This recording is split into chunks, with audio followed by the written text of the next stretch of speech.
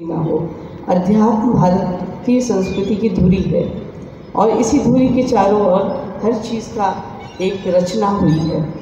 नृत्य को लोग इस समय में किसी भी रूप में सोचें। मैं भी साइंस स्टूडेंट थी, कमलनी जी हम दोनों, और अपने समय में स्पोर्ट्स चैम्पियन रही। 6 साल नेशनल, 12 साल स्कूल में जोनल चैम्पियन। तो साइंस स्टूडेंट्स स्पोर्ट्स, हम लोग कला संस्कृति को उतना हल्के में लेते थे। हम सोचते थे साइंस जो है वो आर्ट से छोटी है।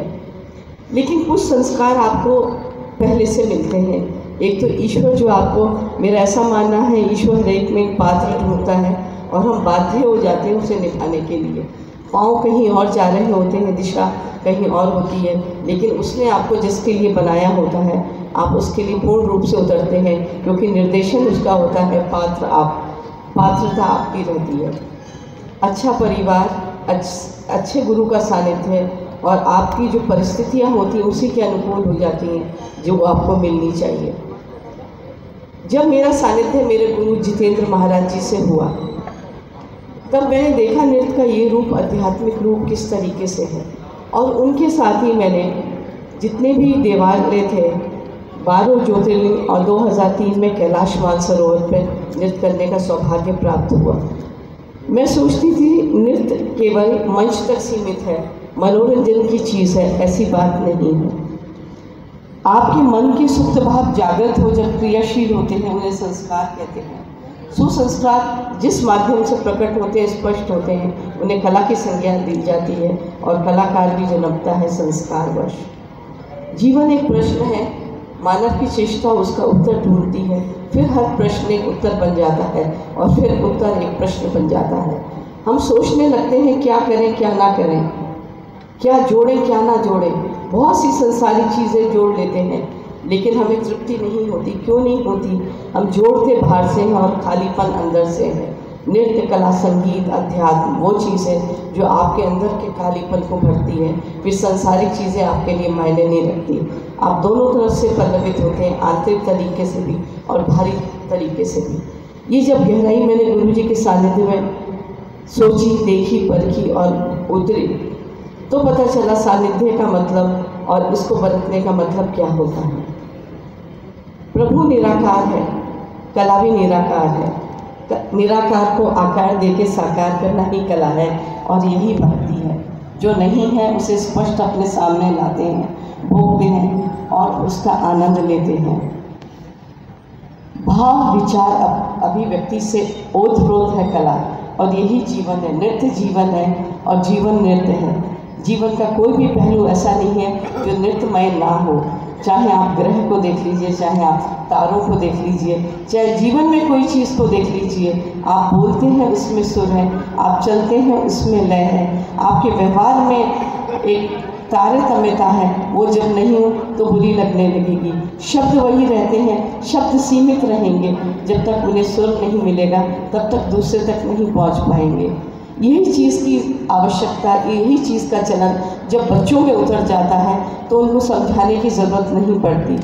हम सीखते रहे और बहुत सी ऐसी चीज़ें थी संस्कृत की, दूसरी भाषाओं की, जो हमें पढ़ने में, लिखने में बहुत समय लगता है। लेकिन जब उन्हें नृत्यबद्ध किया गया, गुरु जी उसे नृत्य, महाभारत को, किसी और भी दृष्टांत को या संस्कृत के किसी भी श्लोक को, आंगिक भूमला यस्य वाचिकम, सब ये सब चीज़ें हमें आती नहीं थी। लेकिन जो नृत्यबद्ध होता गया हमें याद होता गया, हमारी स्मरण शक्ति बढ़ती गई। नृत्य, संगीत, वाद से दो चीज़ें बहुत ज़रूरी होती हैं, बहुत आवश्यक हैं। एक तो आपकी स्मरण शक्ति बढ़ती है, बच्चों के लिए बहुत ही आवश्यक है, क्योंकि कोई भी चीज़ आप देख के नहीं करते, सब इस स्मृति में होता है। कोई गूगल, कोई नेटवर्क देखने की ज़रूरत नहीं। You have to keep everything over here.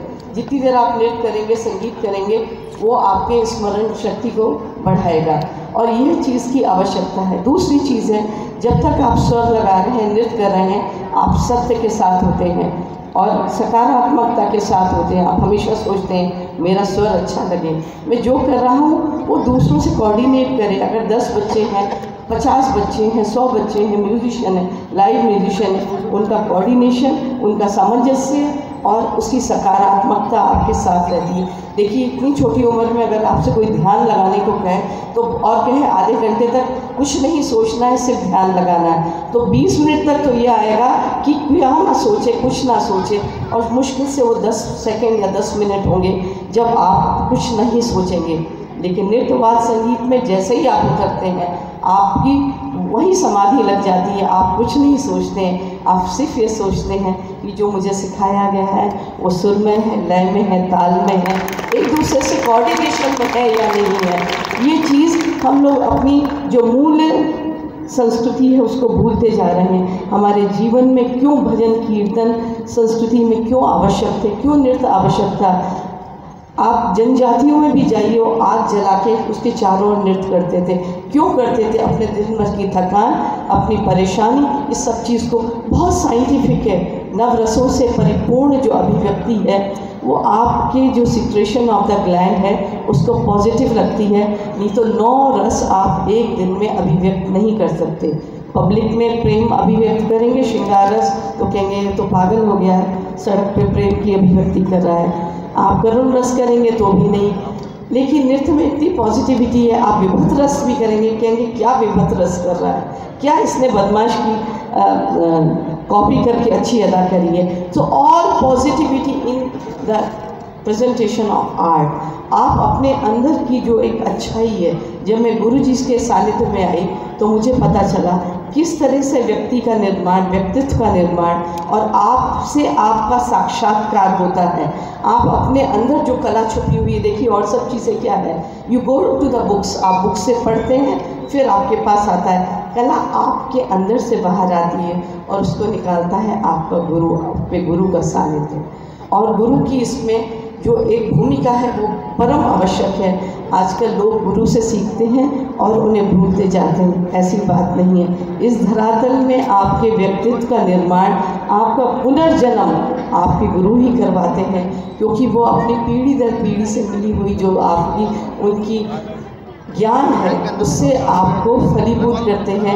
नहीं तो जीवन तो सबका ही है, मनुष्य सभी है, सबके आँख मुँह नाक पैर है, लेकिन उसको आँख भी बोले, मुँह भी बोले, पाँव भी बोले और आपका पूरा शरीर बोले, और वो बोलने में भी सकारात्मकता हो, दूसरे तक संवाद जाए, ये सिर्फ कला ही करती है। विश्व भर में मैंने ये देखा, आपको किसी भी भाषा का मोहताज नहीं होना पड़ेगा। जैसे एक शब्द मैं आपको बताती हूँ, तुम जाके तो देखो।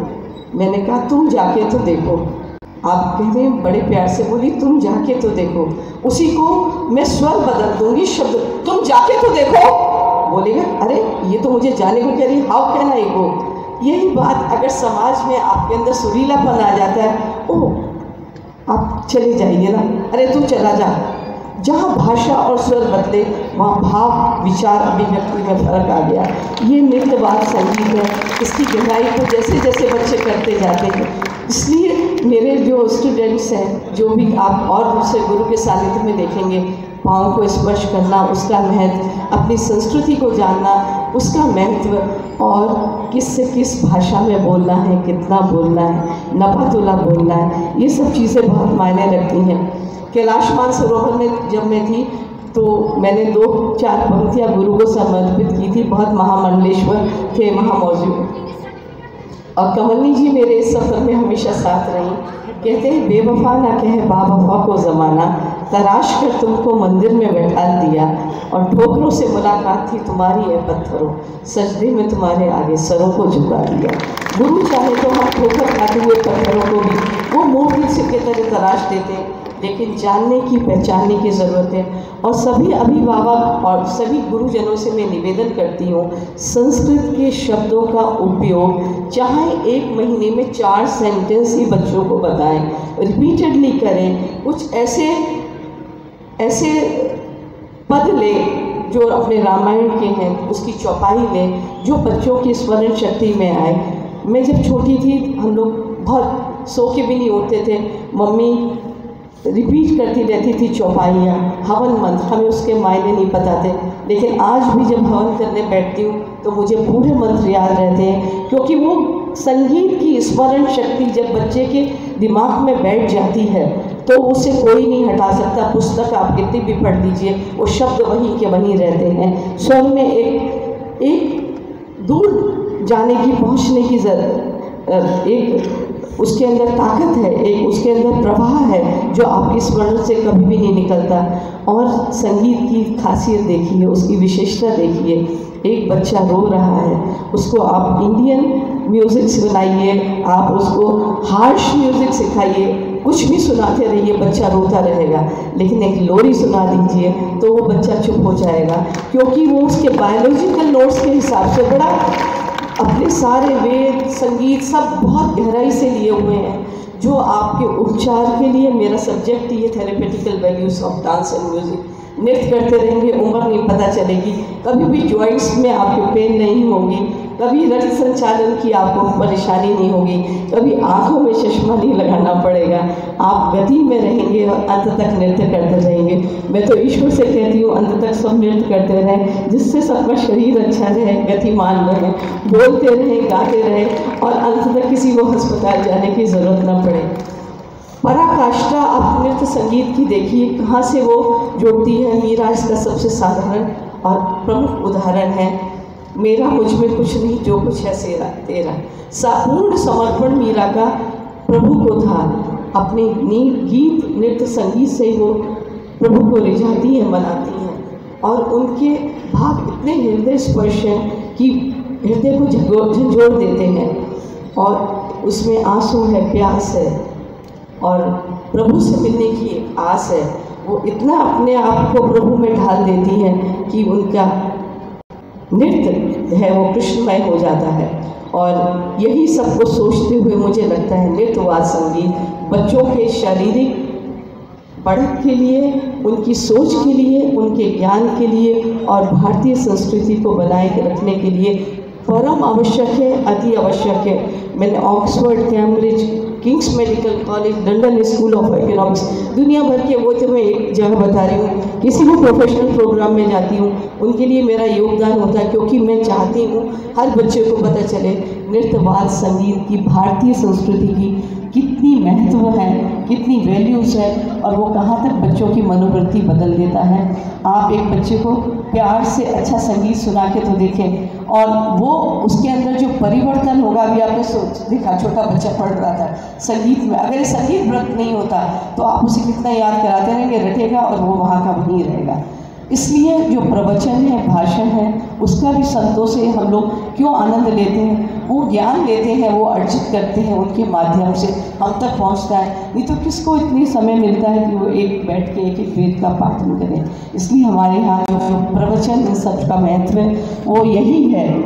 मैं एक नृत्य कार्यक्रम कर रही थी, उसमें ओशो जी का लिखा हुआ था, नृत्य में वो तुम्हारे साथ होता है। नृत्य की अध्यात्म शक्ति देखिए। मैंने कहा नृत्य में वो हमारे साथ तब होगा जब हम नृत्य करेंगे। मेरी पंक्ति उस पर लिखी है, पाओगे उसे तो तुम नाचोगे और नचाओगे भी, उसके आने से ही नृत्य होता है।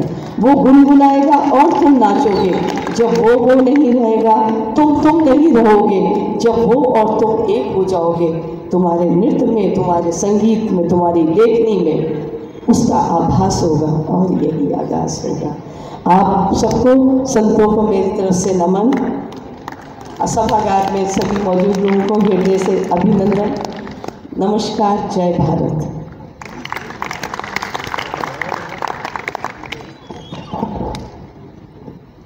पद्मश्री से सम्मानित माननीय नलिनी जी एवं कमलिनी जी, दोनों बहनें, आप पद्मश्री से सम्मानित हैं और आपको संस्था गंगा सनातनी गंगा, आपको सनातनी गंगा फाउंडेशन आपको वैदिक दिवस सम्मान दे रही है। जोरदार करतल ध्वनि से स्वागत कीजिए।